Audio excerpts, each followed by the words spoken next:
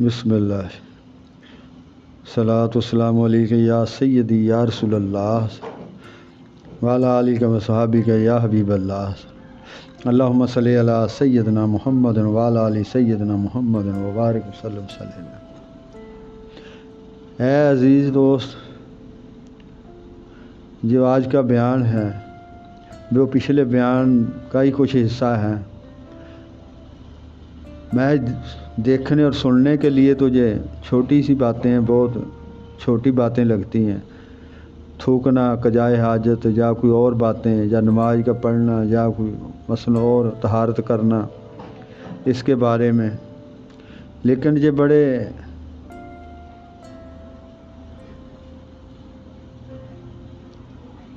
समझ लिया जाए तो बहुत बड़ी बात है और ये कुर्ब इलाही का बाइस बनते हैं और कुर्ब रसूलुल्लाह सल्लल्लाहु अलैहि वसल्लम का बाइस है। तुम्हारे बाज़ काम बहुत ही मामूली हैं, जैसे थूकना, कजाए हाजत, और बाज़ काम तुम्हारे अजीम और शरीफ हैं, जैसे तहारत और नमाज। अगर तुम इन तमाम कामों को यकसा समझोगे तो इसके मानी यही हैं कि तुमने जानवरों की तरह ज़िंदगी गुजार दी और अक्ल की नेमत का हक़ अदा नहीं किया, जिससे अदालत और हिकमत इलाही का ज़हूर होता है, जिससे अदालत और हिकमत इलाही का ज़हूर होता है। और तुमने किबला की नेमत को बातिल करार दिया। अगर मसलन तुमने किसी दरख्त की एक शाख या एक कली भी बग़ैर ज़रूरत के तोड़ ली तो इस तरह दरख्त की नेमत तुम्हारे हाथों से जाया हो गई और बर्बाद होगी, क्योंकि अल्लाह ताला ने शाख में रग और रेशे रखे हैं ताकि वो पानी से अपनी ग़िज़ा हासिल करें, यानी इसमें क़ुव्वत तग़ज़िया रखी हैं।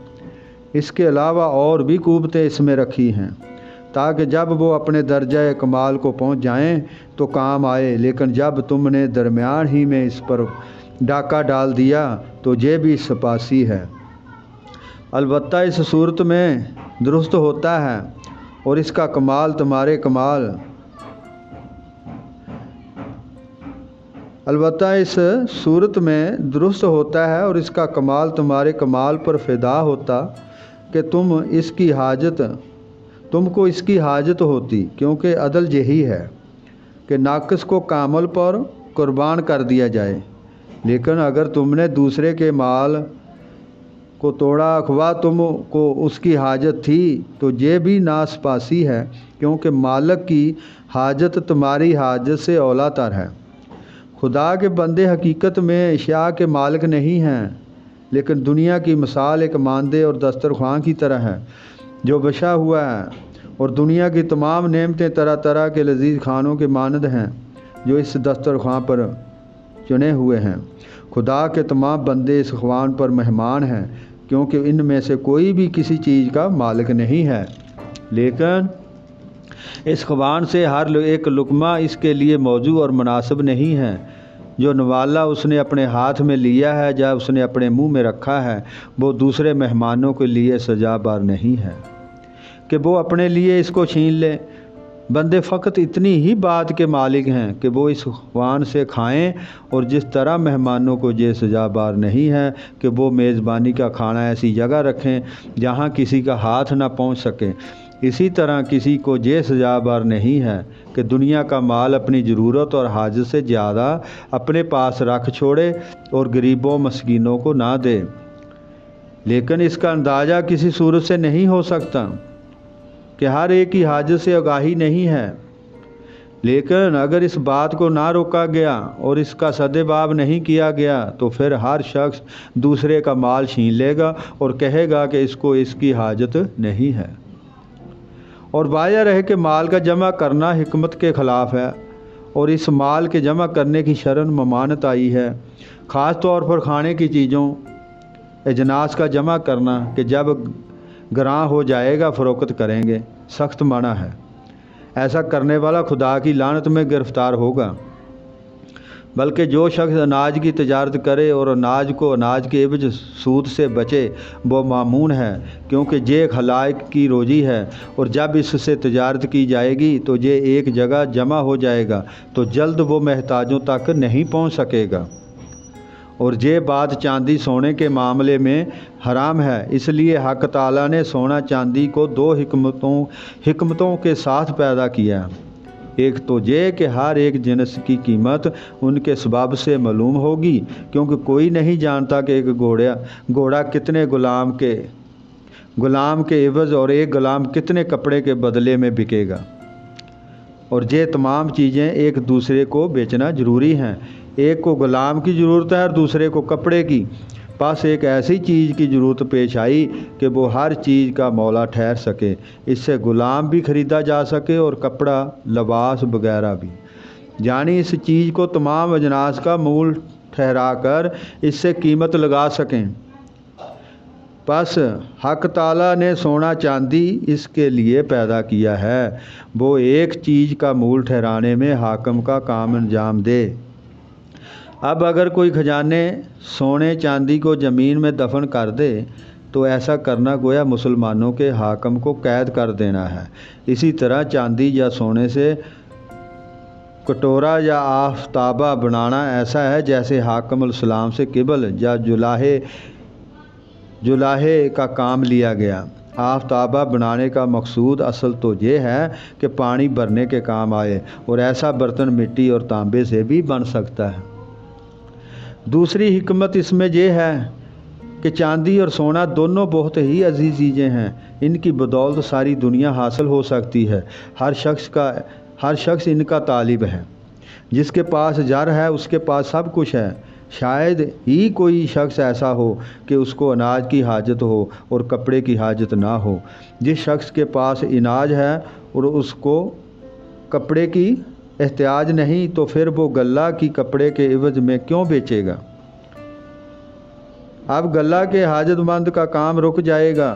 پس حق تعالیٰ نے سیم و زر کو پیدا فرما کر ان کو عزیز الوجود بنا دیا تاکہ ان لوگوں کے تمام کام ان سے چلیں۔ پس یہ ثابت ہو گیا کہ تمام کام سیم و زر ہی سے چلتے ہیں، تو اب کوئی شخص سونے کے عوض سونا اور چاندی کے عوض چاندی نفع سے بیچے تو اس کے معنی یہ ہوئے تو وہ دو نقد ایک دوسرے کی قید میں رک کر رہ جائیں گے، ان کے ذریعہ تبادلہ شاہ کا معاملہ ٹھپ ہو کر رہ جائے گا، دوسری چیزوں کی خریداری کا وسیلہ نہیں بن سکیں گے۔ پس کبھی ایسا خیال نہ کرنا کہ شروع میں کوئی ایسی چیز بھی ہے جو حکمت و عدل سے خارج ہے، ایسا نہیں ہے، بلکہ ہر چیز میں کئی حکمتیں ایسی باریک اور رفیق کہ ان کو علماء، معتبرین اور پیغمبروں علیہ السلام کے سوا کوئی اور نہیں سمجھ سکتا، اور جو عالم محض تقلید کے طور پر چیزوں کی فقط ظاہری صورت کو سمجھ سکا اور ان کی حکمتوں کو نہ سمجھ سکا، وہ ناقص ہے، عالم کامل نہیں ہے اور قریب عوام الناس کی طرح ہے۔ اور جب کسی عالم کامل نے ان حکمتوں کو بخوبی سمجھ لیا تو جس بات کو فقہا مکروہ سمجھتے ہیں یہ اس بات کو حرام سمجھے گا۔ اسی طرح اگر کوئی جاہل مسجد کے محراب میں قبلہ کی طرف پشت کر کے قضائے حاجت